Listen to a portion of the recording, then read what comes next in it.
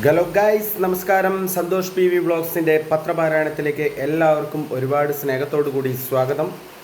അപ്പോൾ ഇന്ന് 2026 ഓഗസ്റ്റ് 3 തിങ്കളാഴ്ച, കർക്കിടകം 18.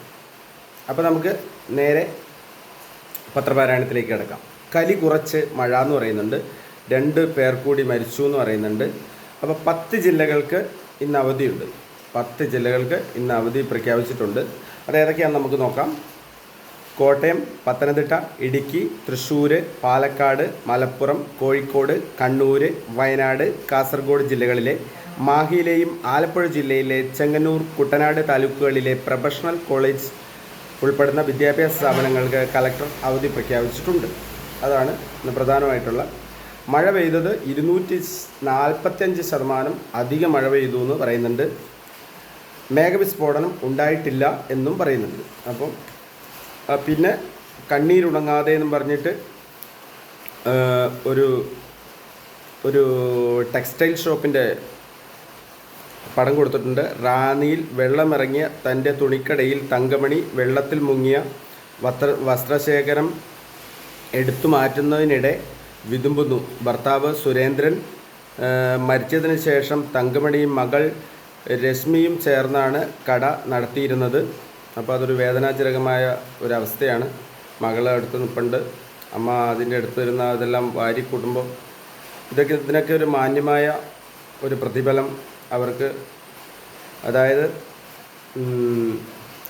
ഇനിയിപ്പോൾ അതിൽ നിന്ന് ലാഭം കിട്ടിയില്ലെങ്കിൽ പോലും ആ മുതലിന് സമാനമായ എന്തെങ്കിലും സംഭവം ഇവർക്കൊക്കെ വെച്ചു കൊടുക്കേണ്ടത് അത്യാവശ്യമാണ്. ഈ വാർത്ത, മാതൃഭൂമിയുടെ ഈ വാർത്ത സർക്കാരുകളുടെ കണ്ണു തുറപ്പിക്കട്ടെ. ഈ പാവങ്ങൾക്കെല്ലാം നമ്മളല്ലാണ്ട് മറ്റാരുണ്ട് എന്ന ഒരു ചോദ്യം അങ്ങനെ തന്നെ നിൽക്കും. വായ്പ തിരിച്ചടച്ചില്ലെങ്കിൽ പെൻഷൻ തടയും എന്ന് ഒരു ന്യൂസ് കാണുന്നുണ്ട്. സേവനകാലത്ത് എടുത്ത വായ്പ വിരമിച്ചാലും തിരിച്ചടയ്ക്കാതെ ബാധ്യത ജാമ്യക്കാരൻ്റെ തലയിൽ കെട്ടിവെക്കുന്ന സർക്കാർ ജീവനക്കാരുടെ പെൻഷൻ തടയാൻ ധനവകുപ്പ് തീരുമാനിച്ചു. കുഴപ്പമില്ല, അത് നല്ല തീരുമാനമാണ് അല്ലേ? ഇത്രയും വായിച്ചാൽ മതി, അതിനകത്ത് വ്യക്തതയുണ്ട്. വിജിലൻസ് റെയ്ഡ് പൊളിക്കാൻ MBDയുടെ ക്യാമറ ട്രിക്ക് എന്ന് പറയുന്നുണ്ട്. വിജിലൻസിൻ്റെ റെയ്ഡ് പൊളിക്കാൻ MBDയുടെ ക്യാമറ ട്രിക്ക്. റെയ്ഡ് ചോർത്താൻ AI ക്യാമറയ്ക്ക് രഹസ്യ ചുമതല. അത് കൊള്ളാലോ.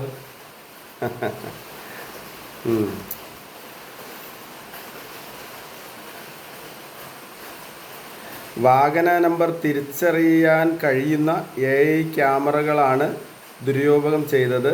നിരീക്ഷിക്കേണ്ട വാഹനങ്ങളുടെ വിവരങ്ങൾ ക്യാമറ നിയന്ത്രിക്കുന്ന സോഫ്റ്റ്വെയർ ഉൾക്കൊള്ളും. ഈ വാഹനങ്ങൾ കടന്നു പോകുമ്പോൾ സിസ്റ്റം മുന്നറിയിപ്പ് ശേഖരം നൽകും. കെൽട്രോൺ ഒരുക്കിയ കൺട്രോൾ റൂമുകളുടെ നിയന്ത്രണം വെഹിക്കിൾ ഇൻസ്പെക്ടർമാർക്കാണ് എന്ന് പറയുന്നുണ്ട്. അത് കുഴപ്പമില്ല. അപ്പോൾ വിജിലൻസ് റെയ്ഡ് ചെയ്യാൻ വരുന്നുണ്ടെന്നുള്ള കാര്യം പുറത്തറിയിക്കുന്നത് MBD ആണ്.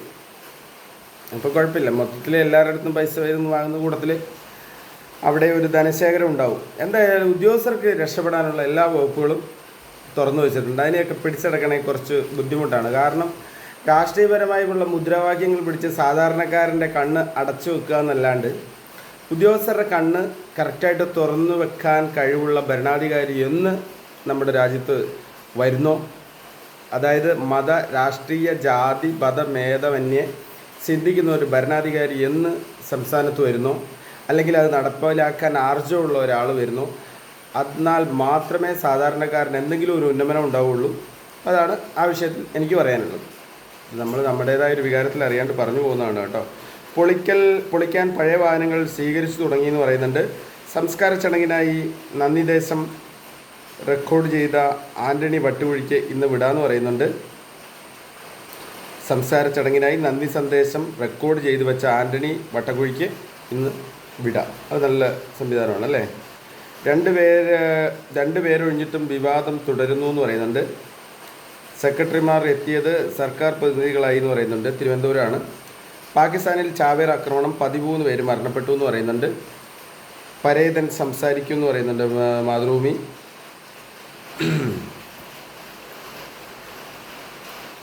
അതൊരു വീട്ടിയുടെ ഒരു ഡോക്യുമെൻ്ററി ആട്ടോ. നന്ദിയുടെ ഒരു വാക്ക്. സംസാര ചടങ്ങിന് മുമ്പേ അത് എഴുതി വെച്ച ആ സംഭവം എന്നാന്ന് നമുക്കൊന്ന് വായിച്ചേച്ച് നമുക്ക് അവസാനിപ്പിക്കാം കേട്ടോ. നന്ദിയുടെ ഒരു വാക്ക്. എൻ്റെ സംസ്കാര ചടങ്ങിൽ പങ്കെടുത്ത് സഹകരിച്ച എൻ്റെ പ്രിയപ്പെട്ട അയൽക്കാർ, സ്നേഹിതർ, ബന്ധുക്കൾ, കുടുംബക്കാർ, ഇടവകക്കാർ എന്നിവർക്കെല്ലാം എൻ്റെ നന്ദി അറിയിക്കുന്നു. തുടർന്ന് നിങ്ങളുടെ പ്രാർത്ഥനയിൽ എന്നെ ഓർക്കണമേ എന്ന് നിങ്ങളുടെ പ്രിയപ്പെട്ട കൊച്ചുപാപ്പൻ വട്ടക്കുഴി. ഇത് കൊച്ചുപാപ്പൻ്റെ ശബ്ദ സന്ദേശം കേൾക്കാൻ അതിനകത്ത് സ്കാനറൊക്കെ കൊടുത്തിട്ടുണ്ട്. സംസ്കാര ചടങ്ങുമായിട്ട് ബന്ധപ്പെട്ട് നമ്മുടെ കൊച്ചാപ്പൻ ചേട്ടൻ എഴുതി വെച്ചതാണ്, റെക്കോർഡ് ചെയ്ത് വെച്ചതാണ്. അതായത് ഞാൻ മരിച്ചതിന് ശേഷം ചെയ്ത കാര്യങ്ങളിൽ VT ആൻ്റണി, അതാണ് മൂപ്പരുടെ പേര്. അപ്പോൾ മൂപ്പർ എഴുതി വെച്ചതാണ്. എന്തായാലും അതൊരു ഈ ഇടമ്പള്ളി വട്ടക്കുഴി നമ്മളെ ആൻ്റണി ചേട്ടന് 93 വയസ്സുണ്ട്. അപ്പോൾ നമുക്ക് ഇന്നത്തെ പത്രപാരായണം ഇവിടെ അവസാനിപ്പിക്കാം. എല്ലാവർക്കും നാളെ അടുത്ത ദിവസം കാണുന്നവരേക്കും ബൈ ടാറ്റാ, സീ യു. എല്ലാവരും സപ്പോർട്ട് ചെയ്യണം കേട്ടോ. ചാനലെല്ലാം ഒന്ന് സപ്പോർട്ട് ചെയ്ത് സബ്സ്ക്രൈബ് ചെയ്ത് നമുക്കൊരു പ്രോത്സാഹനം തരണം.